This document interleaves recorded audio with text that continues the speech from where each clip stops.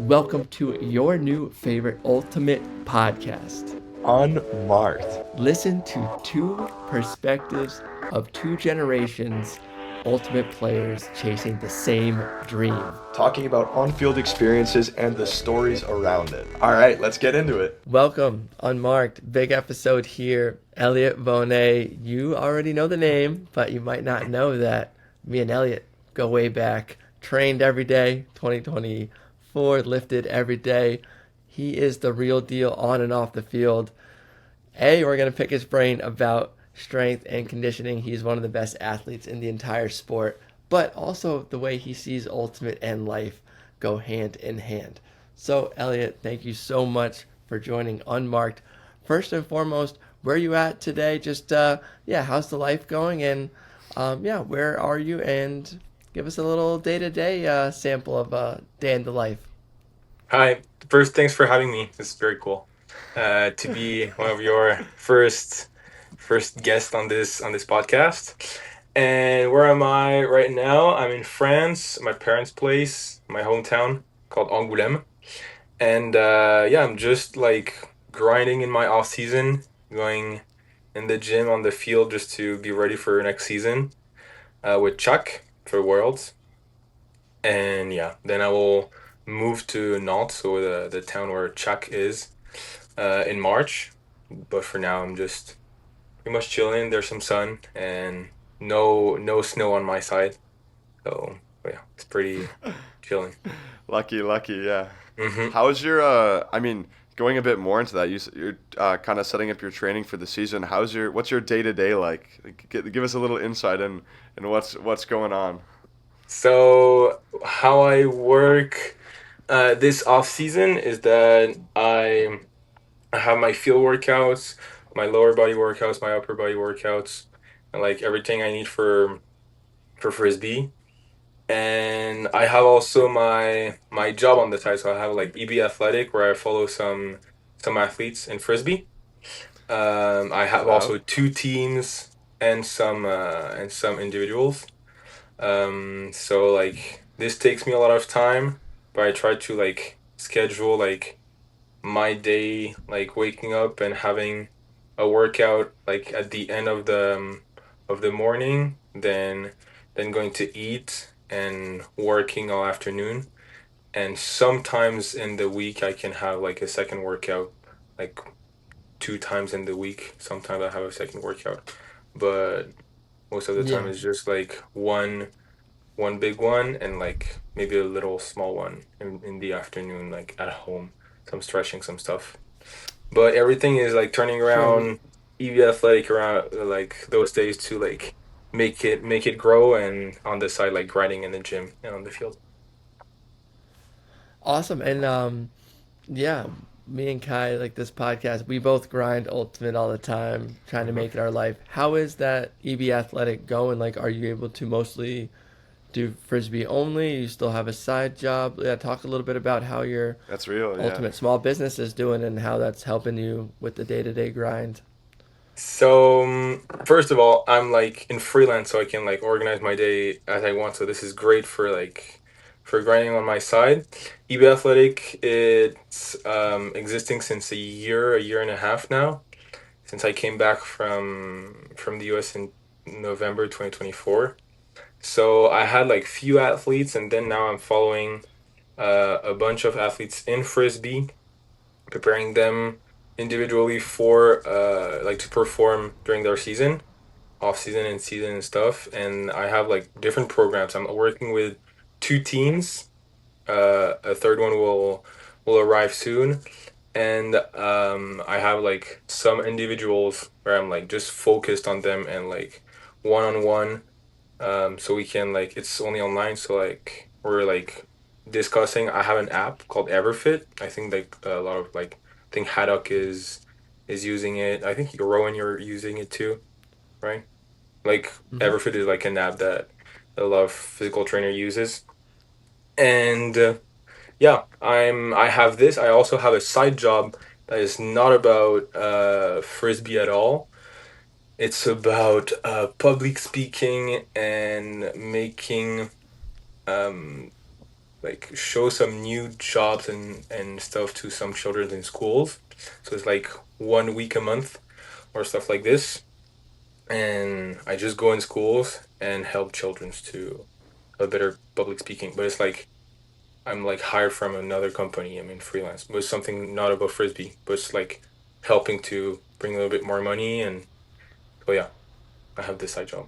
Do you, is that a lot of fun? Like, do you find passion in that, or do you think it's you're mainly sticking to the frisbee side of things, or I definitely like my goal is to like live out of EV athletic, but I kind of, even though I could like live only with EB athletic, I think I love we'll call it Give Me Five, because it's called Give Me Five, this project, because like I feel like I'm helpful to some children's in another way, and also like I love doing different things, and this is completely different as what I do, so it's like very, yeah, I love it. And like even though I could live maybe only with EBFH, I love the fact that I can like jump to different things. And also I travel through this job like all around France, so it's oh, pretty fun. awesome, yeah. Yeah, yeah, it's very cool.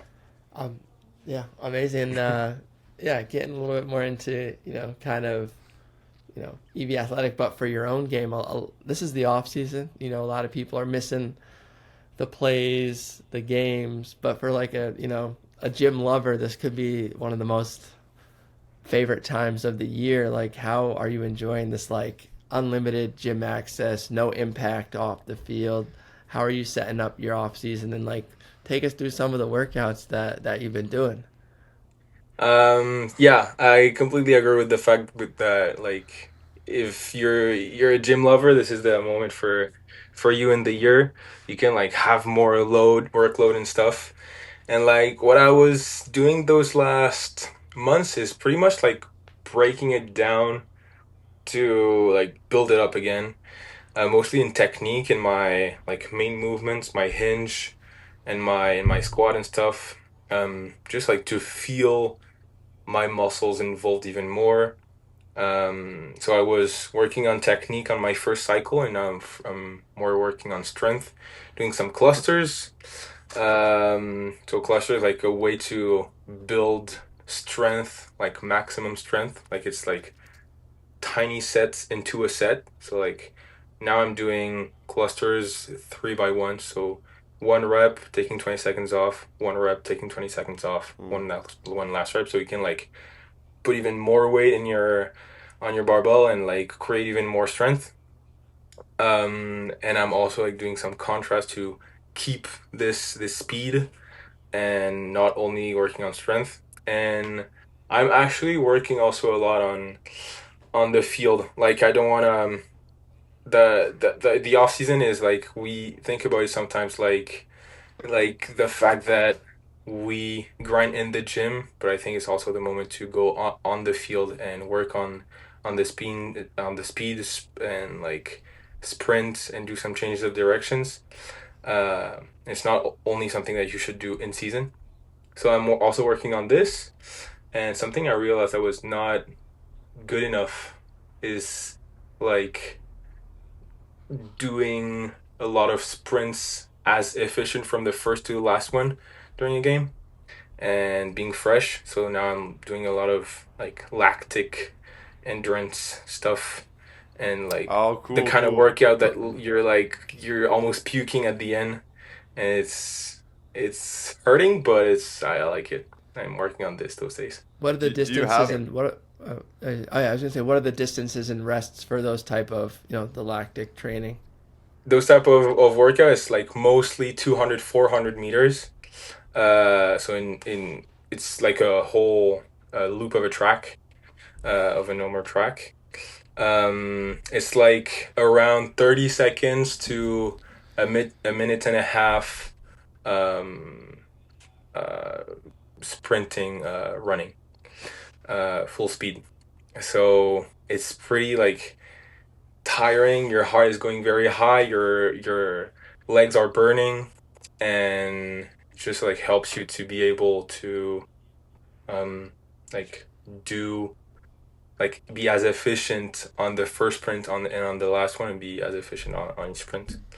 And this is something I realized I was not very good at. The way you can see if you're good at this or not is doing an Australian test. I don't know if you already did this test. It's a horrible one. It's like you have like a cone at 0 meters and at 5, 10, 15, 20, 25. We can see it in yards. And you have to go from 0 to 5, come back to 0, go to 10, come back to 0, go to 15, go back to 0, go to 20. And this during 35 seconds. And then take 30 seconds rest. And you do this 6 times. And the goal is to be like 100% all the time. And so normally your like biggest distance is on the first rep because you're fresh, and then the more you go, the more like you cannot resist to like slow down. And if you see that there's a big gap between the first one and the last one, this is your like capacity of being able to like being efficient on the first and last sprint. So did this and realized I was Wow. not very good at this, like good at the first one, and then it's dropping. But yeah. Yeah. So yeah, I'm working on this, and the way my off season is built is like I'm doing high and low intensity. So like one day high intensity, so all the work of like speed, strength, power stuff. So the field workouts and strength and stuff, and then I have a low intensity day after this. So like conditioning, working on technique, working on maybe throwing, maybe aerobic endurance, like low intensity stuff.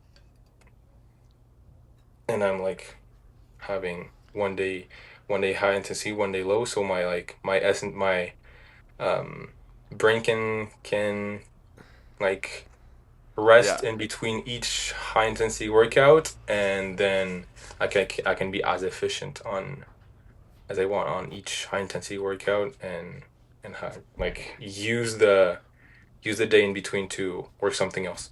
I have always one rest day, like completely resting. So yeah, What else are you doing for recovery? Like, I mean, recovery is such a huge part of it. What's your like?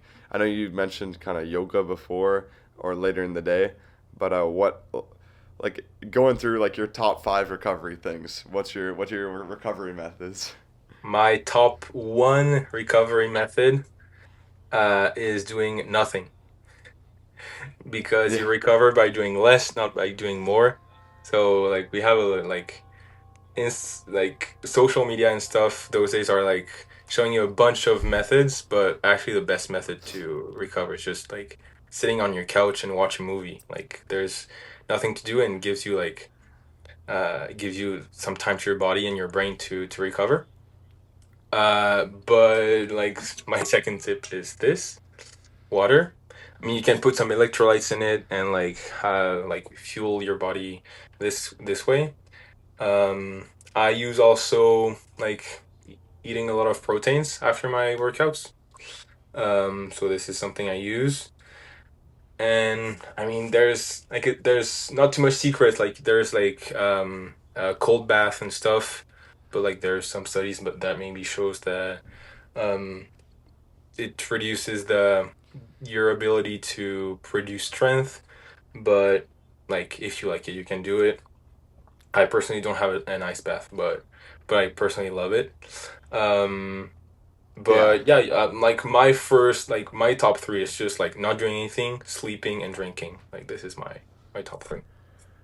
No Yeah. secrets. And you kind of mentioned like there's some misinformation out on social media, stuff like that. And I know you're a super advanced lifter. You've been doing Olympic lifting for a while, but if somebody's listening and they're kind of new to the gym and they open up Instagram and there's like depth jumps and there's all this crazy things like this will make you faster, how should like a new yeah. person to the gym kind of approach strength and conditioning or lifting for the first time? This is a good question. The first thing I can say is that um in physical preparation, there's no good exercise or bad exercise. There's like a bunch of tools that are good for a bunch of way to use them. So for example, a hammer is a good tool if you want to like slam something, like how do you call like something you want to do that you slam Nail. with Nail. yeah, for example. So a hammer is a good tool to do this. But if you take a, I don't know, a hat for slamming this, it won't be a good tool. A hat is a good tool to put on your head and cover yourself from the sun. So in physical training, it's the same thing. Like a squat is a good tool to create lower body power or something like this. But if you want to work on your on something else, maybe the squat won't be a good exercise, and you will use something else. So the first thing I can say is that if someone is telling you like this is the best exercise, like maybe just step aside, like step back and be like, okay, what does this person really want to to like tell me and stuff. So for like a beginner who's like stepping into physical preparation, I can say that yeah, just be careful of like all those the people that are saying like this is the best exercise of stuff, and understand what does it what try to understand what it how does it help you. And yeah, I would say just like base of physical training. If you want to be good at something, just do this something. If you want to be good at jumping, jump. If you want to be good at sprinting, sprint. If you want to be good at uh, like running for a long time, run for a long time. Yeah. And like this would be the base of like if someone is starting. Would you recommend like athletes, especially at different roles on the field, and have different needs for their body type, train differently, or do you kind of would you tailor it to their skill set and their size maybe, or do you think ultimate players especially can generally just gain these same benefits from a similar type of working out? That's a good question. There's definitely some different ways you can train, and because of your body type, because of your like maybe there's some exercise you couldn't do because of we call it morphology, like your like yeah body type, um how your body is made. So maybe there's some exercise you can do, some exercise you cannot. There you can always adapt. And yeah, because of like the your position on the field, sometimes you can also analyze like type of cuts and type of way of moving like you can do, um and like adapt the physical preparation for this. For example, I'm like working on a 3 months program for now that is made for defensive players, because I'm realizing that defensive players and offensive players like move a little bit differently. So there's like some things that I want to implement in this workout that like could be different. So yeah, there's definitely some That's so way to interesting. Yeah. train. Yeah, some way to train that like could be different in terms of your position on the field or like your body, for example. Like To go in a little bit more about yourself here, I think most people like watching you play on beach or on grass notice you're like cooking everyone speed wise. What were you always like much faster growing up, or do you think you attribute that recently to a lot more training, or how do you think that that went for you? Um, I think it's because of the fact that I was so I started national team at 15 or 16 years old in under 17. And then Okay, okay, okay. so national team, and then yeah, not senior, like junior, I like was, under 17, and then under 20, and then senior. And in yeah. my where I was living, I was the only one in the club that was in the national team, so I had to train by myself. And also like I Ooh. don't know, I think it's just because of my father that my like he learned me that if you want to have something, you just work for it. And there's some like if you're in the national team, you will have to work even more. So I understood this like at the moment I entered the national team at 15 years old. I started working directly, when maybe other players didn't understood this directly. Um, so I was directly starting to like some sprints workout, field workouts at 15 years old. So like I think I just have a That's crazy. Yeah. base since a long time. So now I'm 23. It's been like 8 years that I'm doing some field workouts and stuff. So like I think it's just because of a base and like it just tells something about physical preparation that it does like you don't have some results directly. Like at the beginning, I was like slow and feeling slow, and even from the outside, I was slow, and then it's just like consistency and discipline and working out all the time. That it like yeah, at the end you will see some results anyway. But yeah, I was not fast at the beginning at all.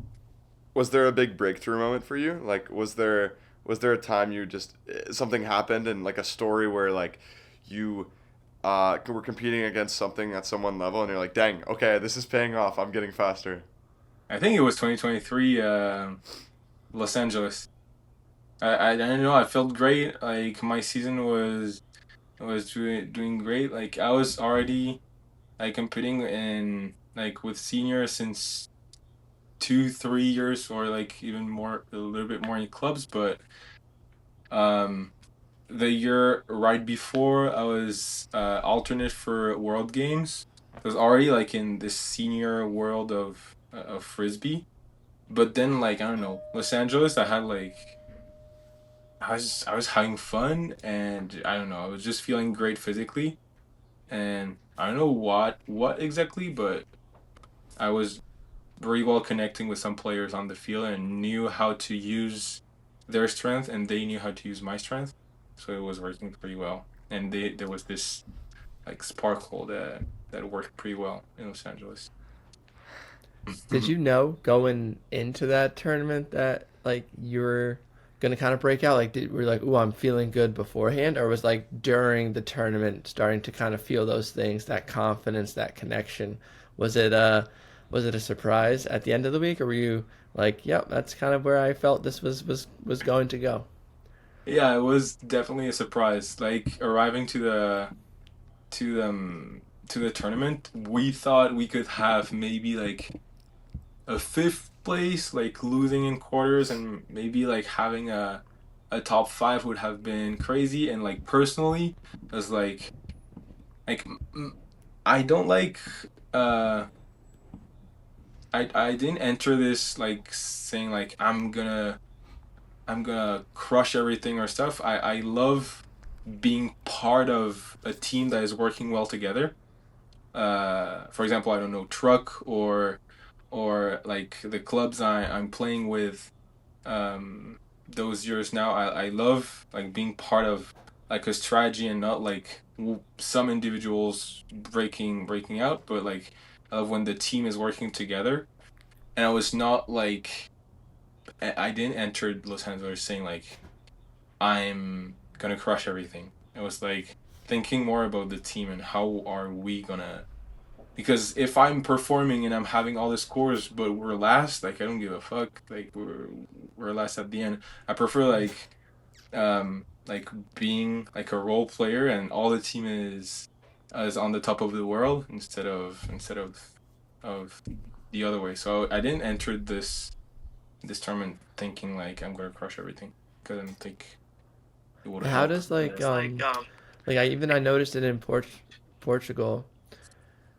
Y'all were just dancing everywhere you went. Your team was very cohesive. It just looked like you were the funnest team. How do you actually make that happen in a team culture? Like I just Hmm. had in the truck stop when you were there, you brought the music. We had a great locker room on the breeze. Is that something Mhm. that you're intentionally working on? And if so, like how do you create that environment where it just like looks like a ton of fun?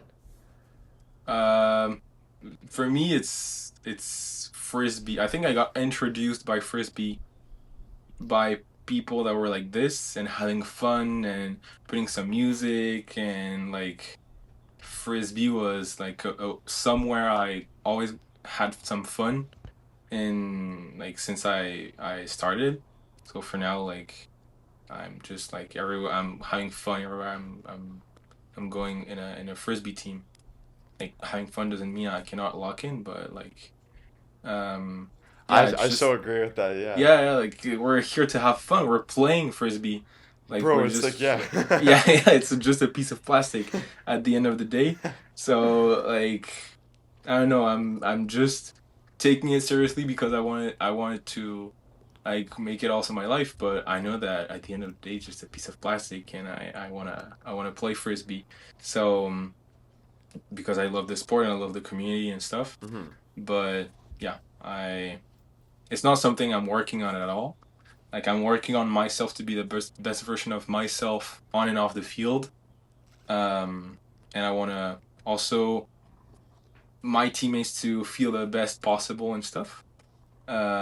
But I mean, I'm happy you say this because apparently it worked and it bring a little bit of European energy and and breeze and truck.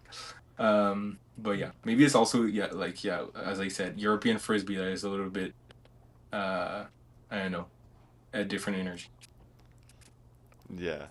Hmm. That's super cool to see. Yeah. I Yeah, and maybe personally, I didn't do Pan yeah, American stuff, but I mean, you both did. Do you feel like a difference between yeah, America? Yeah. yeah, for sure. I am obsessed with that community. I think everyone's just so happy, so friendly, Mhm, always like it's always a good time. I love it. I love it. I mhm, love it. I love it. Well, Rowan, what mhm, about you? What do you? How do you feel about it? Yeah, no, they're so passionate. I would say like a lot of the Latin Ultimate players, it's very meaningful in their lives, whether it's the play, the spirit, and yeah, it's cool. I feel like they do a great job of just like owning it. Like they're so proud to be Ultimate players. They're so proud to be able to play, and I really like that. Sometimes in North America, it's like, oh, we're too cool for school. Like Yeah. Ultimate's like my hot like my side thing. So yeah, I really like that Latin American vibe of just like the passion. mhm, Yeah, I like the European energy side of it too. I think lately that's kind of where I'm headed later on in my career. So yeah. What about how do you balance that with like do you have ambitious goals of like I want to win world games? I want to be me and Kai talked about on the first episode like yeah it'd be great to be the best player in the world like it's a little mini race like do you still have those like lofty ambitions or like are you more of just like oh like I like to do my training and I like to have fun like where do you measure the two? um, my goals are pretty much like with teams. Like I want to win World Games for sure. Uh, with France, I want to win U.S. Nationals. I want to win the Triple Crown. I want to win European Championships, maybe Worlds. Uh, in Open, I like this division Open. So maybe like Open going to like try to be at the level of USA. Like for now, I don't think we are at all. I don't think anybody is, as we saw in Australia like 1 year ago, 1 year and a half ago. Like, but this is like what I'm aiming for as a player and as a team, as a player in like a national team. But yeah, it's also like working on myself to be the best player as possible. I think it's like one of our goals in high level frisbee and sport in general. Like be maybe not the best player in the world, but maybe the best version Player you of can be. Yeah. myself. Like I wanna like working every day. I mean, what a very good example of this is Toba, but it's like gives this like version of himself. Like he wants to be like 1% better every day. This is also like something I'm aiming for. Like trying to be better every day. And Where yeah. you're where are those areas of improvement for you right now? Like if you look at your game right now, what do you want to get better at? I think my area of improvements are um like in making decisions and technically.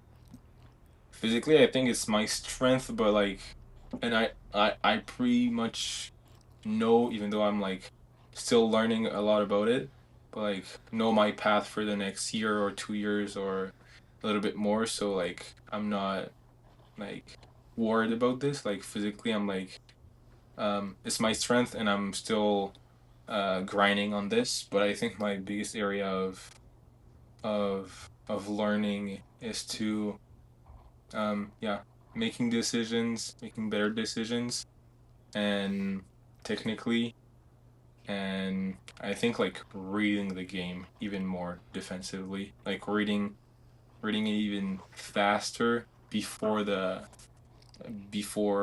like the opponent to like maybe see things before and have some blocks Yeah. or have stuff like this. That's such an underrated skill, I think. I like Mm-hmm. if you look at some people like they're just getting crazy poach Ds and they Mm-hmm. just know what's gonna happen before instinctually. It's so cool. Yeah. On our first break here with Unmarked to talk about our new service, Patreon. We're going to offer 3 tiers so you can see some behind the scenes actions, bloopers, and other content from myself and my co-host Kai. Get excited and get into it because this is a sick way you can help support us and also see some behind the scenes information.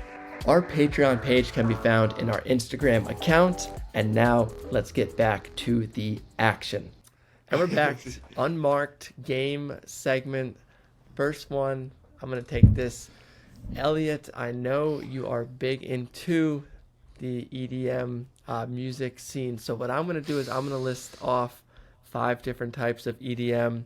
You're going to score them on a scale of 1 to 10 and give a few sentences of each so the North American audience can learn a little bit more about the European music. So these are the top 5 from ChatGPT aspects or parts of EDM. All right, scale of 1 to 10 and a few sentences. First one, we're going with techno. Okay, techno. First of all, there's a lot of different types of techno, but if I have to like just rate techno for me it's just a 10 out of 10. Like I love it. And you said EDM is like European type of music, but it's like it comes from the US. It comes from Detroit. So like I'm just giving it back to you guys. But yeah, I love techno. I love EDM, and I love the fact that there's no lyrics. Like I have a hard time with lyrics in music, but I can explain this after. Perfect. And yeah, thanks for the For little me, 10 out of education 10. there. Sorry, Detroit. It's so small city. Shout out Detroit. Yeah, that's right. Guys, close. Second one here we got, and I know there's different versions, but we're going with house. House. That's what I started with. I mean, there's different moods for a different type of EDM, and yeah, I mean, house could be a 10 out of 10 in different moments, and less than 10 out of 10 if in other moments. I would say right now, like those days, I'm not listening it too much, so I would give a solid 7.64. Okay, 764 out of 10. There we go. That's a detailed one. All Yeah. right, moving right along. Trance. Oh, trance. I love trance. Okay. Higher BPM. And I would give a solid 9.4, 9.5. Trance is great. Okay, yeah, I think that's my personal favorite. Looking Oh at yeah? these, but okay, Yeah. last 2 Trance is here. great. Yeah, I love it. I like that. Yeah.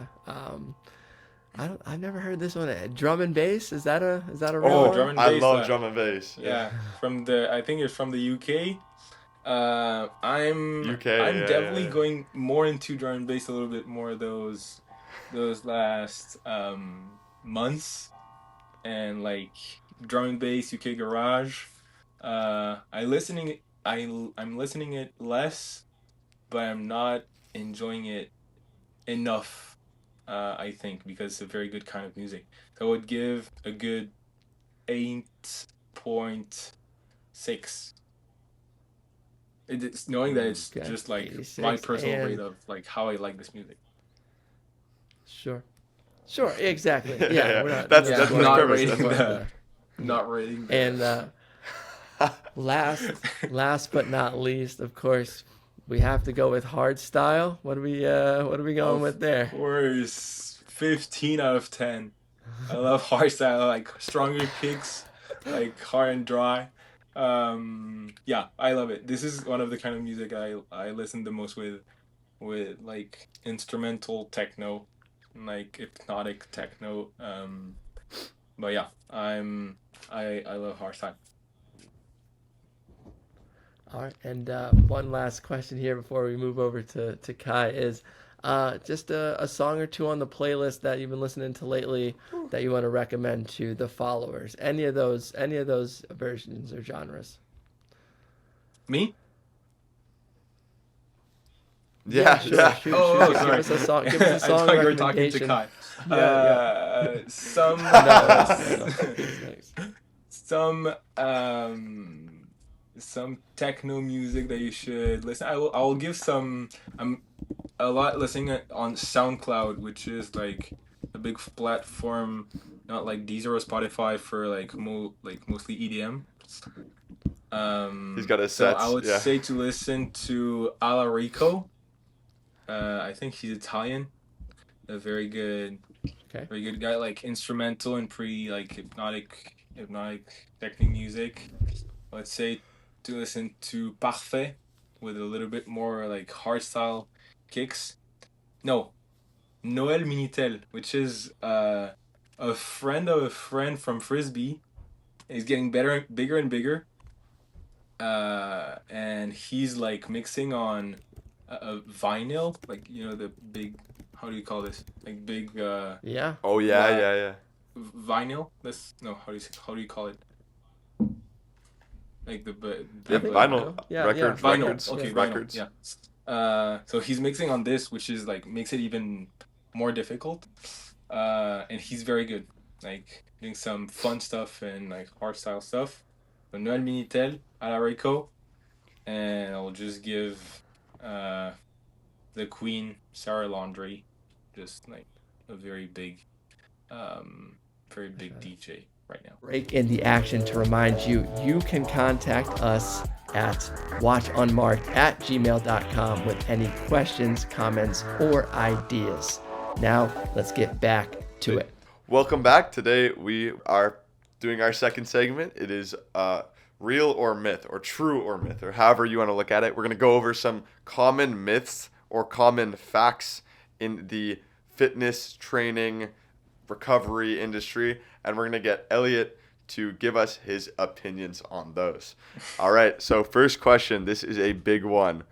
Creatine is better for you or makes you slower in ultimate? We'll say creatine makes you slower on the field.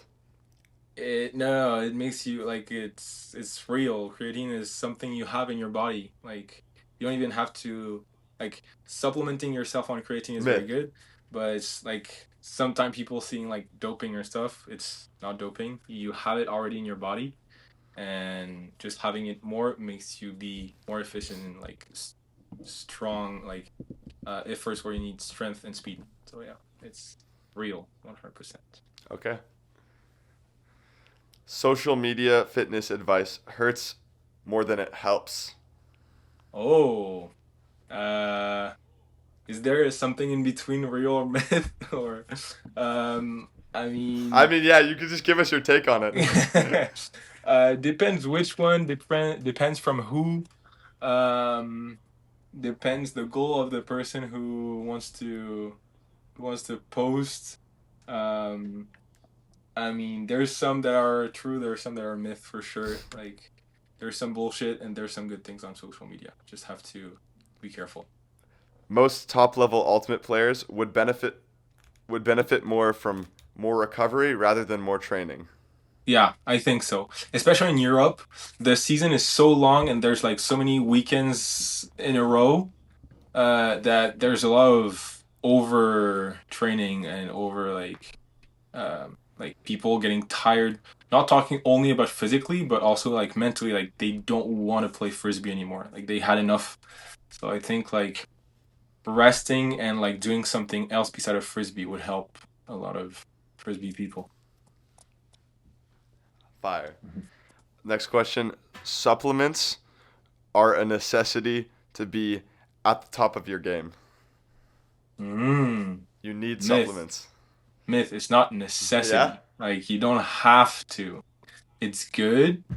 I personally use some supplements, and like a lot of athletes, when you're like pushing your body so much, you can use some supplements. Now be careful of like which one you're using, if they're tested in laboratories, if you can have some the results, if you can do some stuff, because it could there's some supplements that are not tested well and stuff, and you could be doping without you wanting it.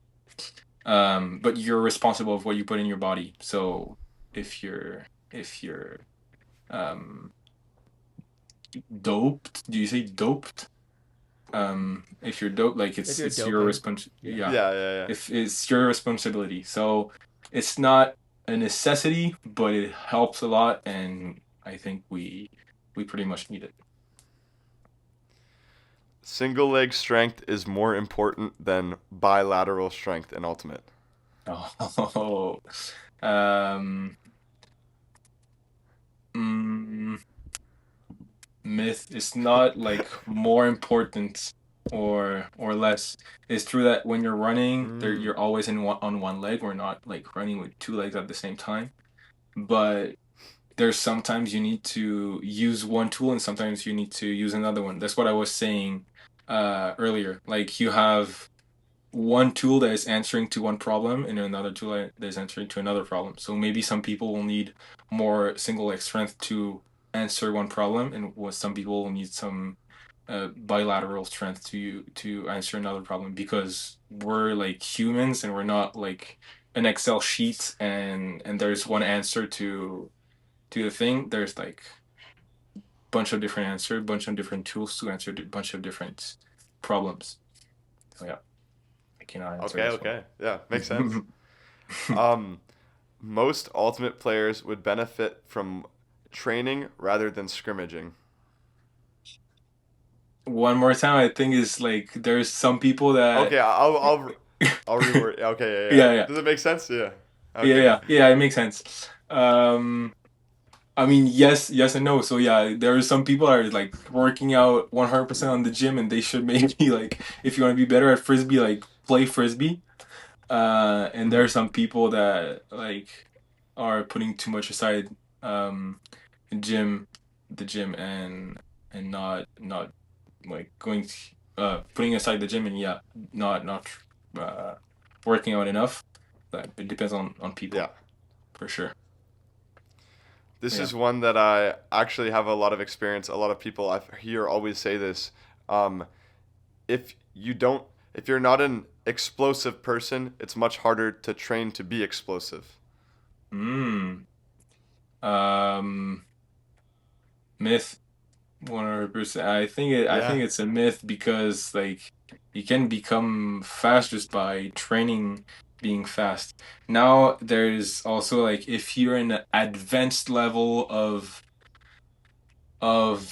being slow, no, of like marathon or like non-explosive sports, maybe it Long will be distance, more yeah. difficult for you to go the other way. But like, you can always train your body to be faster and be stronger. So like, myth, 100%. It's like too easy to say, oh yeah, but it's difficult. Like shut up and just go and work out. Just try it. Yeah. Mo- Going for more protein is always better. No, myth. Like, there is a moment, like, it's interesting to supplement yourself with protein, but it will happen a moment where like there's a ceiling, and if you break the ceiling, it's too much.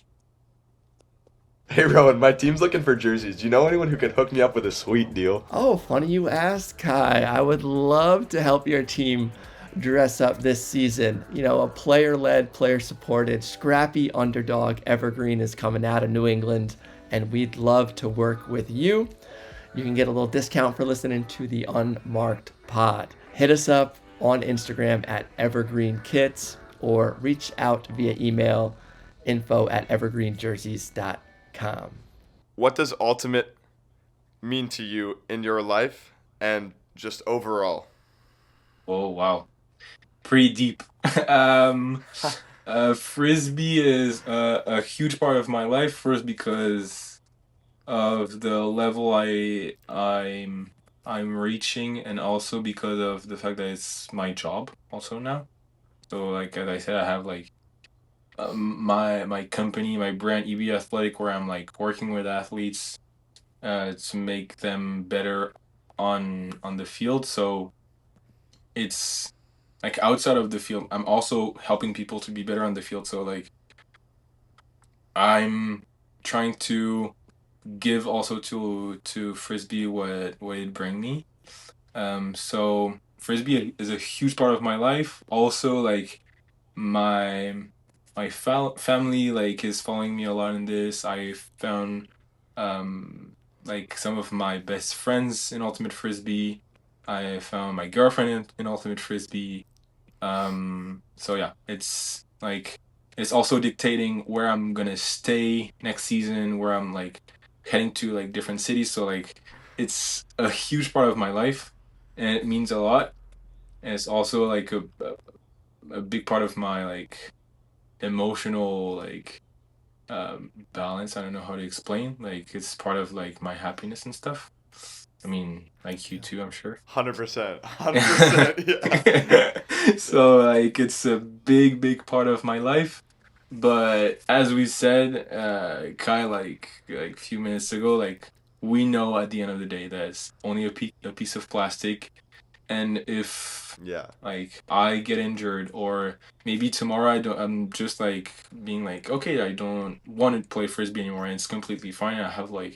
I know I have a bunch of other Yeah. skills and have a bunch of other hobbies that I can go and hop on and do other things. So frisbee is a huge part of my life, but I also like remember that it's a piece of plastic and we play frisbee. All right, that wrapped up this episode of Unmarked. I hope you enjoyed, and if you do, go check out our Patreon and information on Instagram, TikTok, and other platforms. Any last thoughts, Rowan?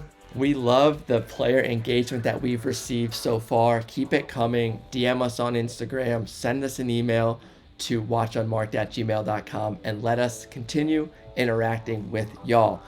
Lastly, we'll catch you on the fields.